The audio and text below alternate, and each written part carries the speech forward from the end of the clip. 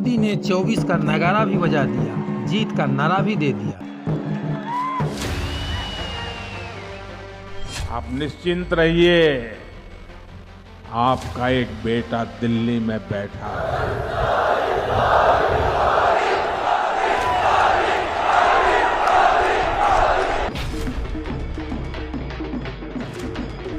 23 के लिए 24 के लिए पब्लिक का जोश, हाई वोल्टेज टाइम है, क्योंकि मोदी पब्लिक के लिए है, पब्लिक के ही बीच है। मोदी ने 24 का बिगुल बजा दिया, कर्नाटक का 28 और महाराष्ट्र की 48 लोकसभा सीटों का पूरा कैलकुलेशन कर लिया है। कर्नाटक में विधानसभा जीतना और महाराष्ट्र की लोकसभा की 48 सीटों पर भगवा लहराना, ये दोनों ही मोदी का सबसे मुश्किल असाइनमेंट है। अगर मोदी ने ये चमत्कार कर दिया तो 24 में वापसी कंफर्म है। 2023 का वर्ष प्रारंभ हुआ है, जनवरी का महीना है और वैसे भी जनवरी अपने आप में बड़ा खास होता है। मोदी तो 23 की जनवरी महीने से 24 वाले मैराथन वाले मूड में है, जबकि विरोधी अभी भी इधर उधर तितर बितर थर्ड फ्रंट दक्षिण में है। राहुल का फ्रंट नॉर्थ वेस्ट में है, दीदी ने नॉर्थ ईस्ट में मोर्चा संभाल रखा है। नीतीश कुमार ईस्ट से मोदी को हराने का स्क्रिप्ट लिख रहे हैं।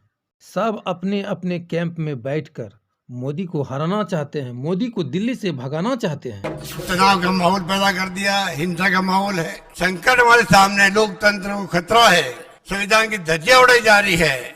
बीजेपी घबराई है। कर्नाटक में जाते हैं तो चुनाव की बात करते हैं, त्रिपुरा, मेघालय, नागालैंड, वहां चुनाव है, वहां पर भी जाएंगे।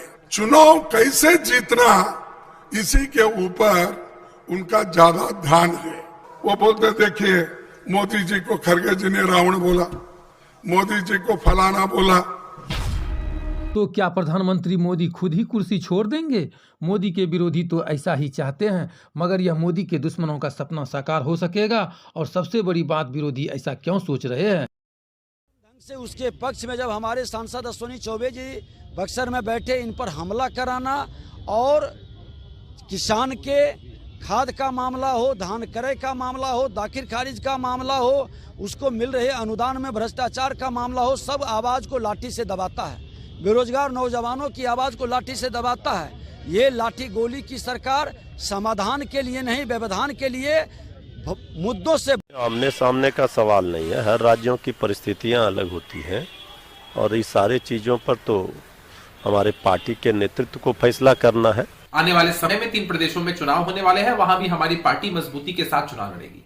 बिहार में महागठबंधन का एक स्वरूप है, लेकिन अन्य प्रदेशों में भी ऐसा स्वरूप हो, ऐसा जरूरी नहीं है। लोग साथ या अलग अलग चुनाव लड़ सकते हैं। बिहार की लड़ाई नागालैंड तक आई। अब तक तो बिहार की ही जनता राजद और जदयू के बीच का धींगा मुश्ती देखा करती है। अब नागालैंड की जनता भी इन दोनों के बीच की लड़ाई को देखेगी। अगर राजद और जनता दल यूनाइटेड नागालैंड या किसी अन्य प्रदेश में चुनाव लड़ना चाहती है तो उनका स्वागत है, पर फिर भी मैं उनको ये सलाह देना चाहूंगा कि चूंकि इस देश में सीधी सीधी लड़ाई कांग्रेस और भाजपा के बीच में है, इसीलिए एक धड़े का, और चूंकि वो हमारे साथ है इसलिए वो हमारा साथ दे। नमस्कार। सबकी तरह मैं मेहनत करने से पीछे नहीं हटता। हमारी मेहनत ही हमें जीवन में आगे लेके जाती है।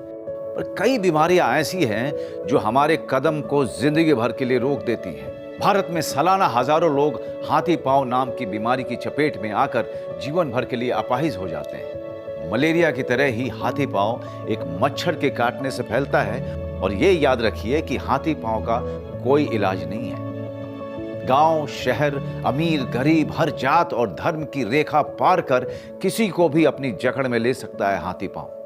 पर डरे नहीं, इसका बचाव आसान है। साल में सिर्फ एक बार सरकार द्वारा दी हुई मुफ्त दवाएं खाएं और इस बीमारी से अपने आप को और अपने परिवार को बचाएं। याद रखिए, खुशहाल होगा शहर और गांव जब जड़ से मिटेगा हाथी पांव।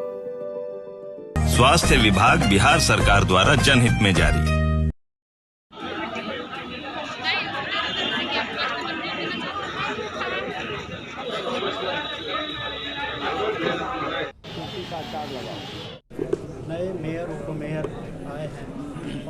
आपका साथ कहाँ तक भागलपुर के लिए सफलता हासिल कराएगा?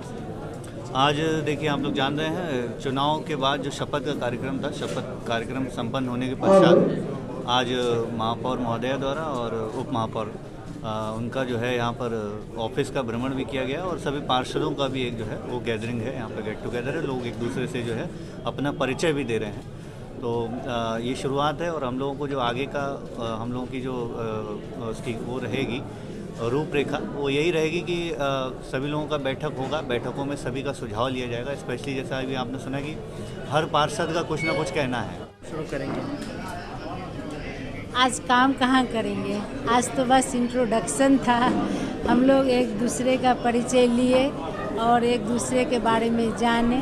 काम की शुरुआत होगी, बैठेंगे, अपने चैम्बर में जाएंगे, मीटिंग होगी, उसका डेट फिक्स होगा कि कब से। अभी मेरा चैम्बर तैयार नहीं हुआ है, चैम्बर तैयार हो जाता है तो फिर हम लोग बैठेंगे और जिस दिन बैठेंगे उसी दिन हम लोग मीटिंग करेंगे और जितनी भी प्रक्रियाएं हैं मीटिंग की वो सारी पूरी करेंगे।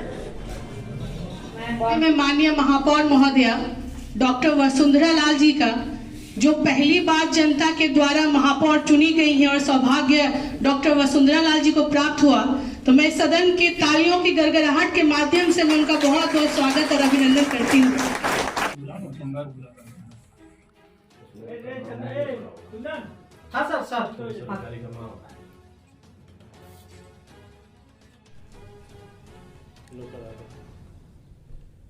इस साल 2023 में 4 लोक अदालत है, जिसमें से पहली लोक अदालत 11 फरवरी 2023 को है और इसके लिए नोटिसेस शुरू हो गई हैं। सारे कोर्ट से नोटिस जा रहे हैं।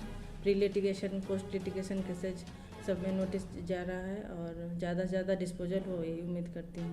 सोसाइटी बनाया तो ये चलते रहेगा, लेकिन अपना काम जो है मूल काम वो नहीं कर रहा।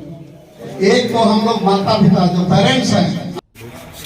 आज सत्यम वेब स्कूल में CPR का कार्यक्रम था, साथ ही जीवन जागृति सोसाइटी के माध्यम से मेरे द्वारा लेखन किया हुआ और अमित जी के निर्देशन में एक फिल्म बनी है सड़क दुर्घटना में हेलमेट जागरूकता को लेकर, उसका लोकार्पण हुआ और वह किया रोटरी के president famous eye specialist doctor Sanjay Kumar के हाथों से। इसमें हम लोगों ने ये दिखाने की कोशिश की है कि गाड़ी तो बच्चों को दे देते हैं लेकिन वो मौत का सामान बन जाता है, बच्चों पर कंट्रोल नहीं करते हैं। वो हेलमेट पहनने का वादा तो करता है लेकिन पहनता नहीं है और आप धीरे धीरे उसको ढील छोड़ देते हैं।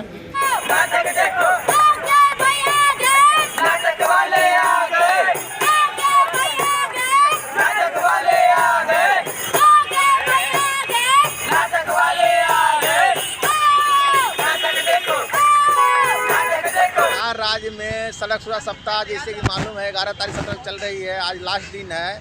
इसी परिप्रेक्ष्य में विभाग के अनुसार आज नुक्कड़ नाटक का प्रस्तुति करके लोगों को सड़क सुरक्षा के बारे में जागरूक किया जा रहा है।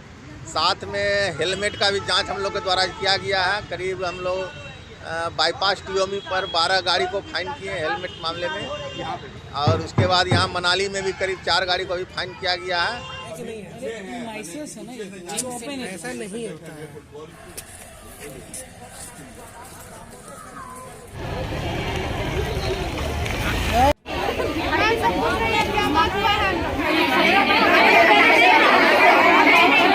डिपार्टमेंट में कोई एक हेपेटाइटिस C पॉजिटिव बच्चा था और उस बच्चे को हैंडल करने ये गई थी। उस दौरान जो है ये बताती है कि कुछ एक्सीडेंटल क्रिक हुआ है।